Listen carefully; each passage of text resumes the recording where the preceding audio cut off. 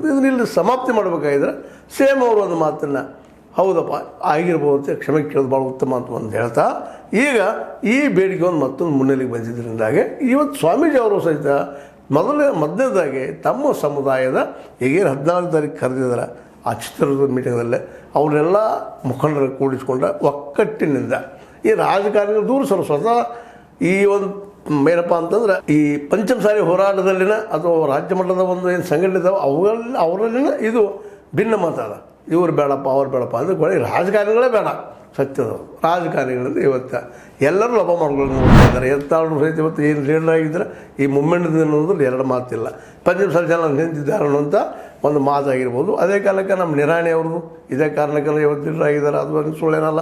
ಮತ್ತು ಈಗ ನಮ್ಮ ಕಾಶಪ್ಪನವರು ಅವರು ಸಹಿತ ಇದೇ ನೆಲೆಯಲ್ಲಿ ಒಂದು ಲೀಡರ್ ಆಗ್ತಾ ಇದ್ದಾರೆ. ತಮಗೆ ಬೇಕು ತಮಗೆ ಅನುಕೂಲ ಆಗುವಂಗೆ ಈ ಮೂಮೆಂಟನ್ನು ತಮ್ಮ ಬೇಕಾದಂಗೆ ಒಯ್ತಾ ಇದ್ದಾರೆ. ಇವೆಲ್ಲವೂ ಏನು ತೋರಿಸ್ತಾ ಇದ್ದಾವಪ್ಪ ಅಂತಂದ್ರೆ ಈ ಮೂಮೆಂಟ್ ಇನ್ನೂ ಸಮಯ ತೋರಿಸ್ತದೇನೋ ಅಂತೇಳಿ ಇದರಿಂದಾಗಿ ಬಡ ನಮ್ಮ ಪಂಚಮಸಾಲಿ ಅಥವಾ ಲಿಂಗಾಯತ ಸಮುದಾಯದಲ್ಲಿ ಜನ ಮಕ್ಕಳಿಗೆ ಎಜುಕೇಷನ್ ತೊಂದರೆ ಆಗ್ತದೆ ಅನ್ನೋದ್ರಲ್ಲಿ ಎರಡು ಮಾತೇ ಇಲ್ಲ. ಯಾಕಂದ್ರೆ ಬಡವರಿಗಾಗಿನೇ ಒಂದಿಷ್ಟು ಏನಾದರೂ ಈ ಮಾತನ್ನು ಮತ್ತೆ ಹೇಳ್ತಾ ಇದ್ದೀನಿ ಸಿದ್ದರಾಮಯ್ಯನವ್ರಿಗೆ ನಮ್ಮ ಕೇಜ್ರಿವಾಲ್ ನೋಡಿ ನೀವು ಕಲಿಯುವಂಥದ್ದು ಅಂತಾರೆ. ಒಂದದ್ದು ಅಲ್ಲಿ ಲಾಭದ ಬಜೆಟ್ ಇಟ್ಟಿದ್ದಾರೋ ಅದು ಹೇಗೆ ಮಾಡಿದ್ರು ಸರ್ಕಾರ ಅನ್ನೋದು ಸರಳದ ಅಲ್ಲಿಯ ತಮ್ಮ MLAಗಳಿಗೆ ಪರ್ಸನಲೈಸ್ ವ್ಯವಹಾರನ್ನು ಅವ್ರು ಪೂರ್ತಿಯಾಗಿ ಬಂದ್ ಮಾಡಿಬಿಟ್ಟಿದ್ದಾರೆ. ಇರ್ಬೋದು ಆರೋಪ ಇರ್ಬೋದು ಅವ್ರ ಮೇಲೆ, ಯಾಕಂದ್ರೆ BJPಗೆ ಆರೋಪ ಮಾಡ್ತಾರೆ ಪಕ್ಷದ ನೆಲೆಗಟ್ಟಿನಲ್ಲಿ. ಯಾಕೆಂದರೆ ಅವ್ರು ಪ್ರಾಮಾಣಿಕರು ಸರ್ಟಿಫೈ ಮಾಡಿದ್ದಾರೆ ಅಂದರೆ ನಾಳೆ ಅವ್ರನ್ನ ಸೋಲಿಸೋದು ಹೆಂಗೆ ಅನ್ನೋದು ಭಯ ಅವ್ರಲ್ಲಿ ಇರ್ಬೋದು, ಕಾಂಗ್ರೆಸ್ನಲ್ಲೂ ಇರ್ಬೋದು. ಆದರೆ ಅವ್ರ ಬಜೆಟ್ ಮತ್ತು ಲಾಭದ್ದಿದೆ ಅದನ್ನು ಹೆಂಗೆ ಸುಳ್ಳು ಮಾಡ್ತೀರಿ ನೀವು? ಮತ್ತು ಜೊತೆಗೆ ಫ್ರೀ ಎಜುಕೇಷನ್ ಕೊಡ್ತಾ ಇದ್ದಾರೆ. ಈಗ ಬಂದಿದ್ದು ಎಜುಕೇಷನ್ ಸಲುವಾಗಿನ ದುಡ್ಡಿದ್ದಂಥವ್ರು ಎಲ್ಲೋ ಕಲಿಸ್ತಾ ಇರ್ತಾರೆ ತಮ್ಮ ಮಕ್ಕಳಿಗೆ. ಮಕ್ಕಳ ಭವಿಷ್ಯ ಇಟ್ಕೊಂಡು ನಮ್ಮ ಇವತ್ತು ಸ್ವಾಮೀಜಿಯವ್ರು ಮಾತಾಡ್ತಾ ಇದ್ದಾರೆ.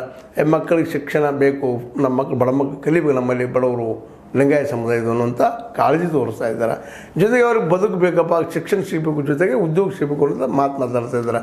ಅವೆರಡು ಪರಿಹಾರದಲ್ಲಿ ಸಮಸ್ಯೆ ಹೋಗಿಬಿಡ್ತಾರಲ್ಲ. ಮೀಸಲಾತಿ ಸಮಸ್ಯೆ ಇರೋದಿಲ್ಲ. ಅದಕ್ಕಾಗಿ ನಾವು CM ಸಿದ್ದರಾಮಯ್ಯವ್ರು ಹೇಳೋದು ಕೇಜ್ರಿವಾಲ್ ಯಾವ ಫಾರ್ಮುಲಾ ಉಪಯೋಗ ಮಾಡಿದರು ಅದು ನಿಮ್ಮಲ್ಲಿ ಉಪಯೋಗ ಮಾಡಲಿಕ್ಕೆ ಸಾಧ್ಯನಾ ಅಂತ. ಇಲ್ಲ ಮಿನಿಮಮ್ ಅವ್ರು ಶಿಕ್ಷಣದಲ್ಲಿ ಅನುಕೂಲ ಮಾಡಿಕೊಡುವಂಥದ್ದು ಮಾಡಿದರೆ ಉದ್ಯೋಗದಂತ ಎಲ್ಲರಿಗೂ ಸಮಸ್ಯೆ ಐತಿ ನಾಡಿನೊಳಗೆ. ಕೇವಲ ಈ ನಾಡು ಅಷ್ಟಲ್ಲ, ಈ ದೇಶದಲ್ಲ ಯಾರು ಯುವಕರಿದ್ದಾರೆ ಇವತ್ತು ಎಲ್ಲರೂ ಅದನ್ನು ಎದುರಿಸ್ತಾ ಇದ್ದಾರೆ. ಯಾಕೆ ಉದ್ಯೋಗಗಳು ಇಲ್ಲ, ಎಲ್ಲ ಪ್ರೈವೇಟೈಸೇಷನ್ ಮಾಡಿಬಿಟ್ಟಿದ್ದಾರೆ. ಹೀಗಾಗಿ ಪ್ರೈವೇಟೈಸೇಷನ್ದಲ್ಲಿ ಮ್ಯಾಕ್ಸಿಮಮ್ ಇವತ್ತು ಹೋಗಿದ್ದರಿಂದಾಗಿ ಅವ್ರ ಉದ್ಯೋಗ ಎಲ್ಲರಿಗೂ ಕೊಡಲಿಕ್ಕೆ ಸಾಧ್ಯ ಇಲ್ಲ. ಹೀಗಾಗಿ ಸಿದ್ದರಾಮಯ್ಯನವರು ಎಲ್ಲ ಸಮುದಾಯ ಅವ್ರದಂತ ಮೀಸಲಾತಿ ಎದ್ದು ಆಯೋಗಕ್ಕೆ ಬಿಟ್ಟರೆ ಅಲ್ಲಿ ಚರ್ಚೆ ಆಗಿಲ್ಲ. ಅವ್ರು ತೆಗೆದು